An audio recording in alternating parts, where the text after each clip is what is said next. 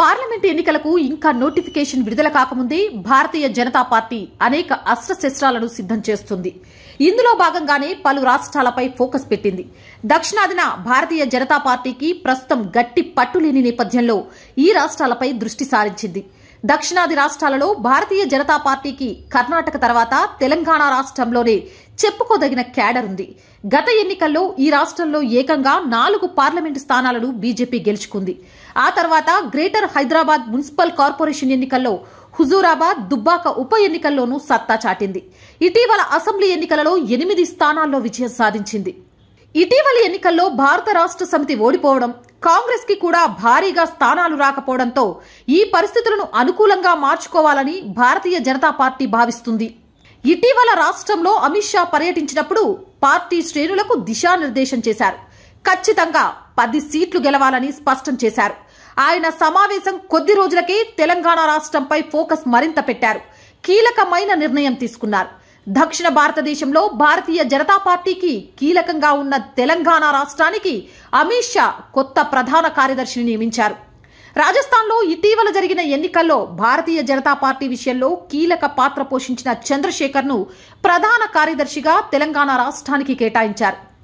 రాజస్థాన్ రాష్ట్రంలో జరిగిన ఎన్నికల్లో ఆ పార్టీ నాయకులను ఒక్క తాటిపైకి తేవడంలో చంద్రశేఖర్ విజయం సాధించారు. ముఖ్యంగా వసుంధరా రాజే వర్గాన్ని సముదాయించడంలో కీలక పాత్ర పోషించారు.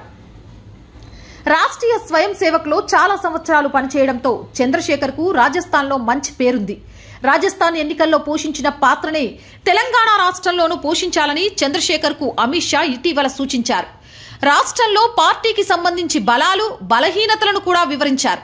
రాజస్థాన్ రాష్ట్రంలో ఇటీవల అసెంబ్లీ ఎన్నికల్లో ఎటువంటి ఫలితాలు అయితే వచ్చాయో అటువంటి ఫలితాలనే పార్లమెంట్ ఎన్నికల్లో తెలంగాణ రాష్ట్రంలోనూ సాధించాలని చంద్రశేఖర్ కి లక్ష్యంగా పెట్టారు. పైగా ఇటీవల నిర్వహించిన సమావేశంలో తెలంగాణ రాష్ట్రంలో 10 పార్లమెంట్ స్థానాలు గెలవాలని అమిత్ షా పార్టీ నాయకులకు ఉద్బోధించారు. ఈసారి గెలిచి హ్యాట్రిక్ సాధించాలనే పట్టుదలతో బీజేపీ నాయకత్వం ఉంది.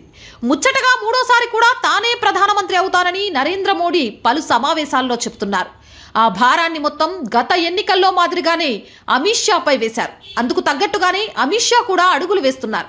ఇటీవల 5 రాష్ట్రాల ఎన్నికల ఫలితాలలో ఏకంగా 3 రాష్ట్రాలలో ప్రభుత్వాలను ఏర్పాటు చేసింది. రాజస్థాన్, మధ్యప్రదేశ్, ఛత్తీస్గఢ్ రాష్ట్రాలలో తిరుగులేని మెజారిటీతో ప్రభుత్వాలను ఏర్పాటు చేసింది. అయితే ఆ మధ్య తెలంగాణలోనూ ఇటువంటి పరిస్థితుల్లో ఉన్నప్పటికీ అధిష్టానం చేజేతులా నాశనం చేసుకుందనే ఆరోపణలు ఉన్నాయి. మరి ఈ నేపథ్యంలో పార్లమెంట్ ఎన్నికల్లో 10 స్థానాలు సాధించగలుగుతుందా? తెలంగాణ రాష్ట్రంలో జోరు మీదున్న కాంగ్రెస్ పార్టీని నిలువరించగలుగుతుందా? చంద్రశేఖర్ రాజస్థాన్ రాష్ట్రంలో మాదిరిగా మ్యాజిక్ ప్రదర్శించగలుగుతారా? ఈ ప్రశ్నలకు కాలమే సమాధానం చెబుతుందని రాజకీయ విశ్లేషకులు అంటున్నారు. గ్రూపులుగా విడిపోయిన బీజేపీ నాయకులను కలిపి ఎన్నికలకు సమాయత్తం చేసిన దానిని బట్టే బీజేపీకి పార్లమెంటు ఎన్నికల్లో విజయావకాశాలు ఆధారపడి ఉంటాయని వారంటున్నారు.